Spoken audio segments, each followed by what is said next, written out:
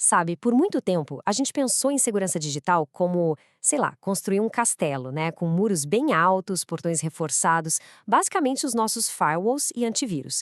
Só que tem uma pergunta que muda tudo. E se a maior ameaça não precisar arrombar o portão? E se ela simplesmente já tiver a chave? É aí que o jogo vira. Hoje, a gente vai desvendar uma abordagem de segurança muito mais esperta, que funciona como um detetive. O foco dela não é em quem está entrando, mas sim no que essa pessoa faz depois que já está lá dentro. Para entender isso direitinho, a gente vai seguir um caminho bem lógico. Primeiro, porque o jeito antigo de fazer segurança já não dá conta do recado. Depois, vamos apresentar a estrela do dia, o EBA. Em seguida, a gente vai ver o passo a passo de como ele funciona. Daí, partimos para casos reais, para ver a coisa toda em ação. E para fechar, vamos colocar na balança os benefícios e os desafios dessa tecnologia. Vamos lá? Então, vamos começar pelo começo, o problema. Por décadas, a nossa confiança estava toda em ferramentas que funcionam basicamente com uma lista de procurados. Sabe, apareceu um vírus que está na lista, o antivírus bloqueia. Uma conexão de um lugar suspeito, o firewall barra. Parece simples e funcionou por um bom tempo. O problema é que o mundo das ameaças ficou bem mais complicado. E aqui está o ponto central da nossa conversa. O que acontece quando o perigo não é um cara de fora forçando a entrada, mas alguém que, na teoria, tem permissão para estar ali? Pode ser um funcionário mal intencionado, claro, mas o que é muito mais comum é ser uma conta legítima que foi roubada por um hacker. Para um firewall ou um antivírus, as ações dessa conta parecem normais. Afinal, o login e a senha estão corretos. O crachá é válido. Olha só essa diferença porque ela é fundamental. De um lado, você tem as ameaças que a gente já conhece. Vírus, malwares, coisas que a gente combate com regras e assinaturas. É um jogo de reconhecimento de padrões já conhecidos. Agora, do outro lado, tem as ameaças ocultas. Elas são perigosas porque se disfarçam de normais. Um login que funciona, um acesso a um arquivo que é permitido. Se a gente olhar cada ação de forma isolada, nada parece errado. O perigo está no conjunto da obra, no padrão de comportamento. E para pegar essas ameaças que se escondem, a gente precisa de um tipo diferente de radar. Exatamente aqui que entra o UEBA, que é a sigla em inglês para Análise de Comportamento de Usuários e Entidades. A missão dele é bem clara. Primeiro, entender profundamente o que é um comportamento normal para, só então, conseguir identificar o que é estranho e potencialmente perigoso. Então, o conceito-chave é esse aqui. O EBA usa machine learning, ou seja, inteligência artificial, para aprender como é um dia comum na vida de cada usuário, cada servidor, cada coisinha conectada na rede. Ele cria o que a gente chama de linha de base, um perfil de comportamento que está sempre sendo atualizado. A partir daí, meu amigo, qualquer coisa que saia muito dessa linha, acende uma luz vermelha. Essa analogia do detetive é perfeita. O segurança tradicional, o firewall, fica lá na porta só checando o crachá. Já o detetive Weba, ele já passou da porta. Ele está lá dentro do salão, observando tudo e todos. Ele percebe se aquela pessoa que sempre fica no canto tomando café, de repente resolve tentar abrir o cofre. O crachá pode até ser o mesmo, mas o comportamento está completamente fora do padrão. Tá, a ideia é ótima, mas como esse detetive realmente trabalha? Como ele pega aquele oceano de dados e transforma numa pista que faz sentido? O processo todo se resume a um ciclo de 3 etapas que não para nunca. Funciona assim. Primeiro passo, coleta de dados. O sistema é uma verdadeira esponja. Ele suga informações de tudo que é lugar.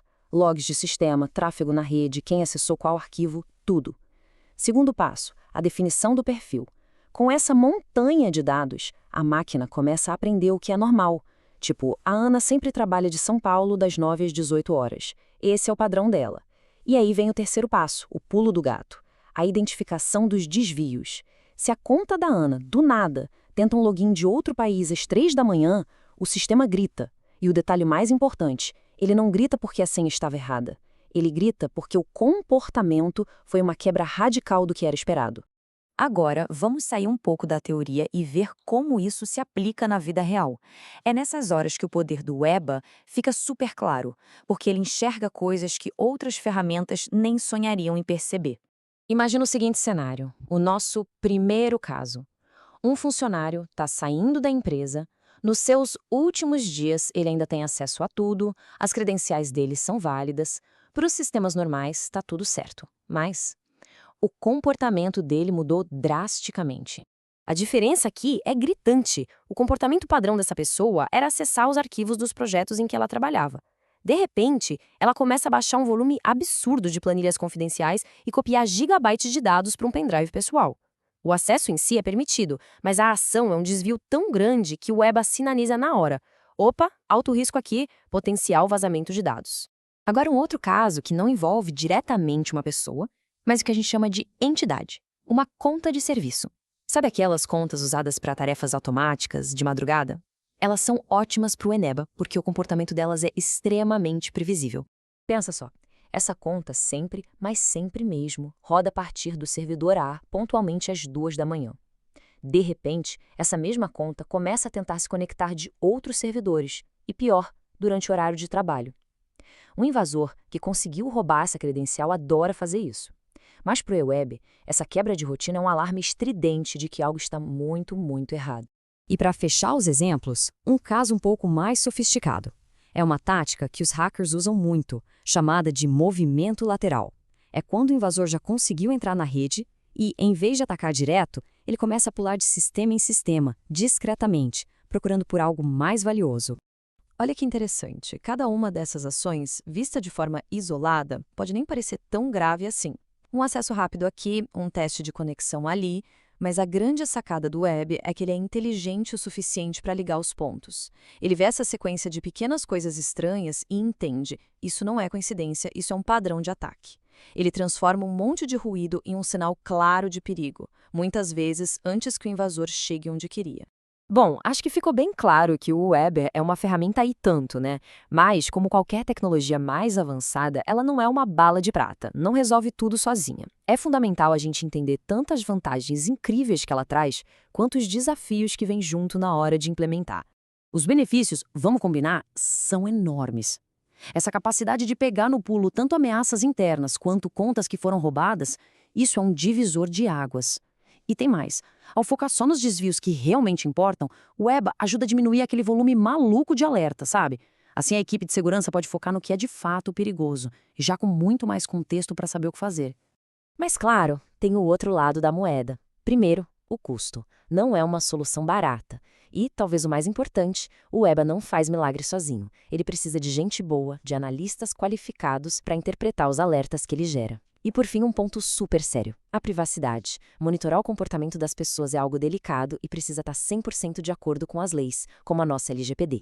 Então, no final do dia, a grande mensagem é esta. O EBA não veio para a gente jogar fora o firewall ou o antivírus, de jeito nenhum. Ele veio para ser um complemento. Ele adiciona uma camada de inteligência, de contexto, uma visão que consegue enxergar aquelas ameaças mais sorrateiras, sabe? Aquelas que se escondem bem debaixo do nosso nariz, fingindo que são normais. E tudo, absolutamente tudo, se resume a essa pergunta. As ferramentas antigas perguntam: quem é você? O EBA faz uma pergunta muito mais poderosa.